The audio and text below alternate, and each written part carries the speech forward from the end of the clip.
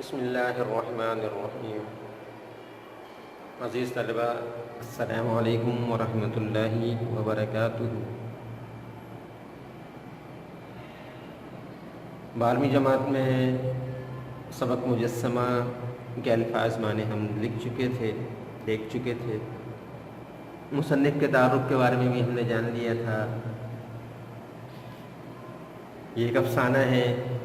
افسانہ کسے کہتے ہیں یہ بھی آپ کو گزشتہ سبق میں بتا دیا گیا تھا، اس کی تعریف بھی لکھوا دی گئی تھی۔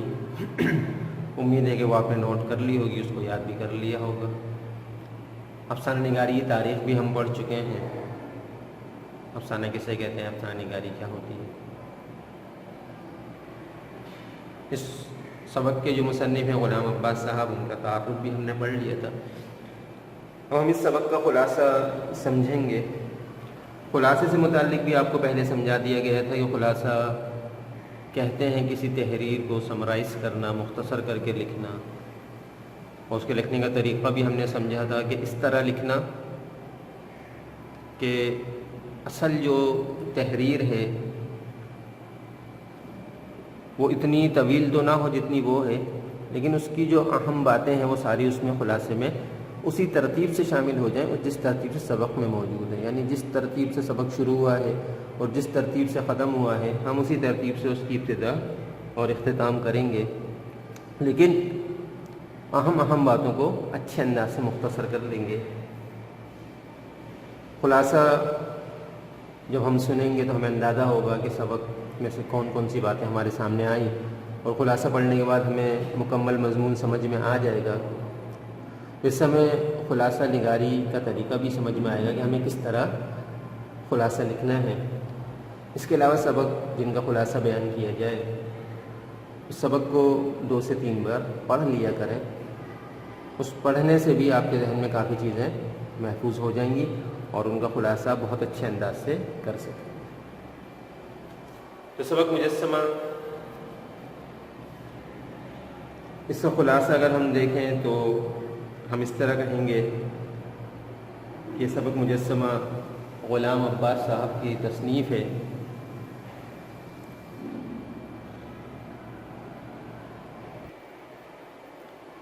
جس میں انہوں نے ہمیں بتایا کہ یہ افسانہ 3 کرداروں پر مشتمل ہے۔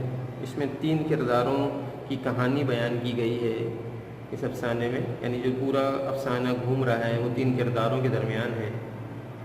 ایک بادشاہ ہے، ایک ملکہ ہے اور ایک مجسمہ ہے۔ مجسمہ آپ کو پہلے ہی بتایا گیا کہ دھات یا مٹی سے بنی ہوئی کوئی شبیہ، اس کو مجسمہ کہا جاتا ہے۔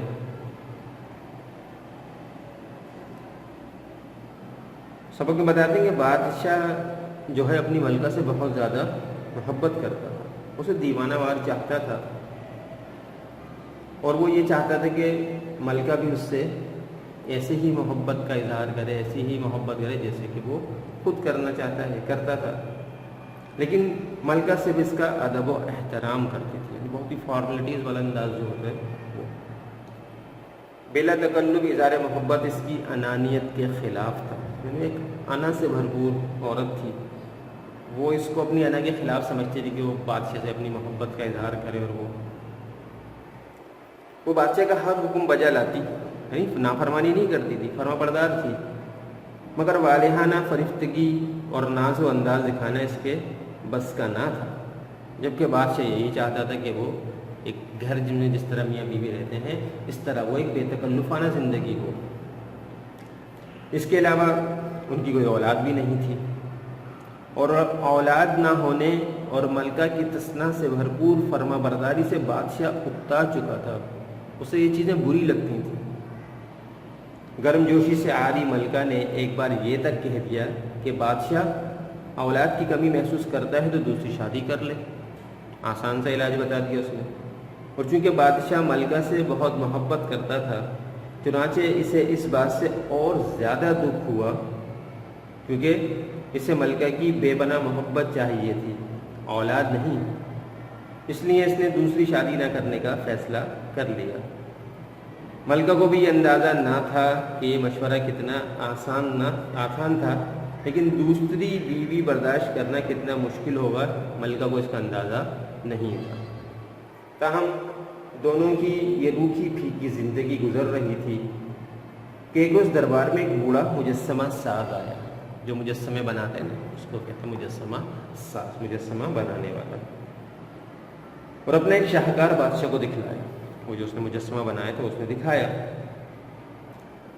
بادشاہ نے مجسمہ لے لیا اور لا کر اپنی خوابگاہ میں رکھ لیا، جہاں بادشاہ سوتا تھا، جو آرام کا کمرہ تھا اس میں رکھ لیا۔ خوابگاہ کہتے ہیں جہاں پہ سونے والا کمرہ۔ یہ خوبصورت عورت کا مجسمہ تھا۔ اس سے قبل بادشاہ کے مصاحب یعنی جو دوست وغیرہ ہوتے ہیں اسے خوش کرنے اور اس کی افسردگی کم کرنے کے لیے اسے سحر و تفریح، شکار، جہاں تک کہ رقص و سرور کی محفلیں بھی سجاتے تھے، مگر بادشاہ کا دل کسی طرح نہ بہلتا تھا۔ خاص طور پر جب وہ محل میں واپس آتا تو ملکہ کا اجنبیوں والا رویہ اور احترام دیکھ کر اپنی زندگی سے بیزار ہو جاتا تھا۔ اس کو وہ چیزیں اور زیادہ اپنی بری لگنے لگتی تھی۔ اب ہوا کیا کہ مجسمہ آنے کے بعد آہستہ آہستہ بادشاہ کے رویے میں تبدیلی آنے لگی۔ وہ مجسمے میں غیر معمولی دلچسپی لینے لگا۔ کبھی کبھی وہ اسے گھنٹوں کھڑا دیکھتا رہتا اور ملکہ کی طرف توجہ نہ دیتا۔ ملکہ سے بھی بادشاہ کی دلچسپی چھپی نہ رہی۔ اس نے محسوس کر لیا کہ بادشاہ مجسمے میں زیادہ دلچسپی لینے لگا۔ اب اس نے بھی جواب میں بادشاہ پر توجہ دینا شروع کر دی، جو پہلے نہیں تھی۔ اب اس نے جب بادشاہ کی دلچسپی مجسمے میں دیکھی تو اب اس نے اپنی عادتوں کو بدلنا شروع کیا۔ جب وہ صبح بادشاہ کو جگانے آتی تو دیکھتی کہ وہ پہلے ہی سے ہی بیدار ہو چکا ہے اور مجسمے میں کھیلنے میں مشغول ہے۔ ملکہ بھی پہلے کی طرح الٹے پیروں لوٹ نہ جاتی جیسے پہلے کرتی تھی کہ واپس چلی جاتی تھی، لیکن بلکہ اب کیا کرتی کہ وہ بادشاہ کو کبھی سیر کی غرض سے، کبھی ناشتے کے بہانے خوابگاہ سے باہر لے جاتی تھی، یعنی اس کو وہ وقت دینے پر آمادہ ہو چکی تھی۔ بادشاہ بھی ملکہ کے رویے میں تبدیلی سے لطف اندوز ہو رہا تھا۔ اسے بھی محسوس ہو گیا کہ ملکہ کے رویے میں تبدیلی آ چکی ہے۔ ایک روز بادشاہ جب سو کر اٹھا تو دیکھا کہ مجسمے کے داہنے گال پر سیاہی کا داغ لگا ہوا، یعنی اس کو کسی نے خراب کرنے کی کوشش کی اور اس کے چہرے پہ سیاہی لگا دی تھی۔ اسے غصہ بھی آیا مگر مسکرا اٹھا، حقیقت جان کے وہ مسکرا دیا۔ اس نے محل کے ملازموں کو بلوایا اور انہیں سزا دی، پھر وہ داغ صاف کرنے میں لگ گیا۔ وہ سمجھ رہا تھا کہ ملکہ جو سہمے ہوئے یہ کارروائی دیکھ رہی تھی دراصل حسد کی آگ میں جل رہی تھی اور یہ اسی کا کام تھا۔ جان چکا تھا لیکن اس کے باوجود اس نے ملکہ سے کچھ نہ کہا۔ 2 ہفتے کے بعد کیا ہوا کہ مجسمے کی دونوں آنکھیں پھوٹی ہوئی پائی گئی۔ کسی نے دونوں آنکھیں پھوڑ دی اس کی مجسمے کی۔ بادشاہ غصہ ہونے کے بجائے ہنس پڑا اور محل کے لونڈی غلاموں کو بلا کر ان کی پیٹھ پر کوڑے لگوائے، لیکن وہ دل ہی دل میں بہت خوش تھا، اس سے بھی زیادہ جتنا کہ وہ اپنے کسی دشمن پر فتح پا کر خوش ہو سکتا تھا۔ بادشاہ خوشی کی انتہا اس نے کس طرح بیان کر رہے ہیں کہ کسی دشمن پہ فتح پا لینا شاید اس کے نزدیک کم تھا، بادشاہ اس سے بھی زیادہ کس بات پہ خوش تھا کہ وہ ملکہ کی جو انانیت تھی اس کو ختم کر رہا تھا آہستہ آہستہ۔ مجسمہ اگرچہ اب عیبدار ہو چکا تھا، پھر بھی بادشاہ مجسمے سے اتنی ہی محبت کرتا تھا اور پہلے کی طرح اس سے کھیلتا تھا۔ اس کے بعد ایک دن مجسمے کے دونوں کان کٹے ہوئے پائے گئے، پھر اس کے بعد ناک، پھر سینے پر ہتھیار سے ضربیں لگائی گئیں، یعنی کسی چیز سے توڑنے کی کوشش کی گئی۔ بادشاہ کو ہر بار طیش آتا، وہ اپنے غیظ و غضب کا اظہار کرتا، ملازموں کو سخت سست کہتا اور انہیں کوڑوں سے سزائیں دلواتا، یہ ظاہر کرنے کے لیے کہ ان کی لاپرواہی سے محل میں آ کر کوئی نقصان کر جاتا ہے اور ان کو پتہ نہیں ہوتا، اور ملکہ ان سزاؤں کو دیکھ کر سہم جاتی۔ بادشاہ بھی دل ہی دل میں یہ سمجھ رہا تھا کہ دوسری بار شادی کا مشورہ دینے والی ملکہ سخن کیا برداشت کرتی، وہ مجسمے کی محبت نہیں برداشت کر پا رہی اور رقابت اور حسد نے اس کی انانیت کو توڑ پھوڑ دیا ہے۔ اب وہ اس بات کا انتظار کر رہا تھا کہ کم ملکہ کی انا بالکل ختم ہوگی اور وہ اپنی والہانہ محبت کا کھل کر اظہار کرے گی۔ ادھر وہ مجسمے سے اپنی دلچسپی، محبت اور کھیل اسی طرح जारी रखे हुए था। आखिर एक दिन जब वो सोकर उठा तो देखा कि मुजस्समा टुकड़े टुकड़े होकर ज़मीन पर बिखरा हुआ है। क़ब्ल इसके कि बादशाह कुछ कहता, मलका खुद ब खुद इसके कंधों में आकर ढेर हो गई थी। मलका की अनानियत और गुरूर का बुत भी मुजस्समे की तरह पाश पाश हो चुका था और इसे मिसले महबूब की मंजिल मकसूद हासिल हो गई थी। बकौल शायर, हम छीन लेंगे तुमसे ये शान बेनियाज़ी, हम छीन लेंगे तुमसे ये शान बेनियाज़ी, तुम मांगते फिरोगे अपना गुरूर हमसे। ये सबक का खुलासा,